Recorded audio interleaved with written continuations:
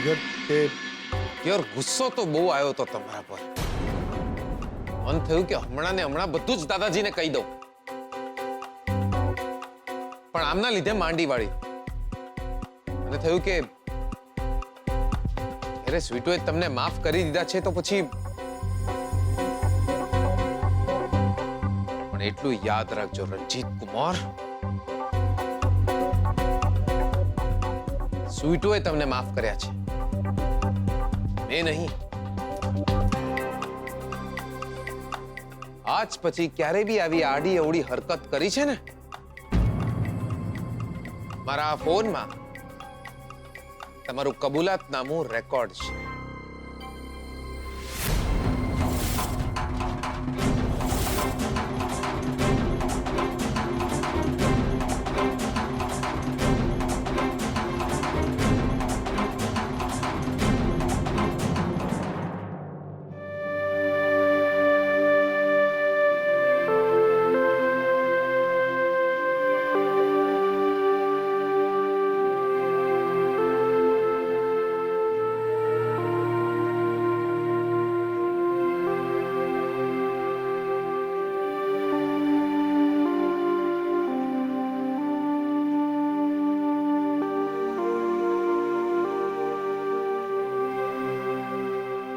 મોટાઓ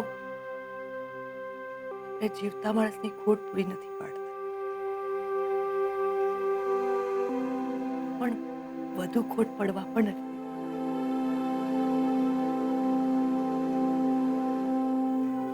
મોટાઓ આપણી સાથે વાત ન કરી શકે, આપણી વાત જરૂર સાંભળતા હોય છે. શોધન પણ આમના પર જ ગયો છે. પોતાનાઓને ને પ્રેમને નહીં ભૂલનારો.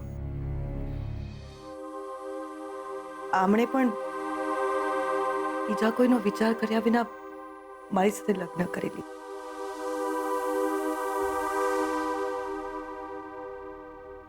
બેનબા, હું કઈ સમજી નહીં. બીજા કોઈને એટલે? વિધિની વક્રતા કહો કે જિંદગીની વિચિત્રતા. શ્રુતિની મમ્મીને શોધાના પપ્પા સાથે લગ્ન કરવા હતા. શ્રુતિબેનના મમ્મીને? હા બેટા, કલ્પનાબેનને શોધાના પપ્પા સાથે લગ્ન કરવા હતા, પણ એમને તો હું પહેલેથી ગમતી હતી. એમણે મારો સાથ ક્યારેય ન છોડ્યો. બેનબા, શ્રુતિબેનને આ વાતની ખબર છે? ના બેટા, ના શ્રુતિ કે શોધનને આ વાતની ખબર છે. હા, પણ શ્રુતિના પપ્પા કૈલાશભાઈને આ વાતની ખબર છે. કૈલાશભાઈ અને શોધનના પપ્પા ભાઈ પણ હતા. જેમ અત્યારે જીગર અને શોધન છે, બંને સાથે બિઝનેસ કરતા હતા. શોધનના પપ્પાએ મારી સાથે લગ્ન કર્યા, જે કલ્પનાબેનને મારા માટે ઘણી ફરિયાદ હતી. સમય જતા કૈલાશભાઈએ કલ્પનાબેન સાથે લગ્ન કરી લીધા. મને જે વાતનો ડર હતો એ જ થયો. બંનેની ભાઈબંધી તૂટી ગઈ, બિઝનેસ અલગ થઈ ગયો. જ્યારે શોધાના પપ્પાનો અકસ્માત થયો ને, ત્યારે કૈલાશભાઈ અને કલ્પનાબેન પણ એમની સાથે બહારગામ ગયા હતા. શું બેનબા, ત્યારે શ્રુતિબેનના મમ્મી એમની સાથે હતા? હા. કે ના, કઈ નહીં. આમ તો એ શ્રુતિબેનના બા છે, પણ ખબર નહીં કેમ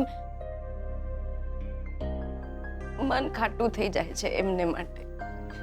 હા, જીભના કડવા છે. એમને તો હજુ એવું લાગે છે કે એમના લગ્ન શોધાના પપ્પા સાથે ન થયા, એના માટે હું જવાબદાર છું. પણ હવે બધું સારું થઈ જશે. એ આ ઘરમાં વહુ બનીને નહીં આવ્યા, પણ એની દીકરી વહુ બનીને આવી રહી છે. હવે બધું સુખરૂપે પાર થશે. કાલથી જ લગ્નની તૈયારી શરૂ કરી દેવાની છે. અને તારા માટે પણ બહુ બધી ખરીદી કરવાની બાકી છે હજુ. કાલે સોની પાસે જવાનું છે, તૈયાર થઈ રહેજે.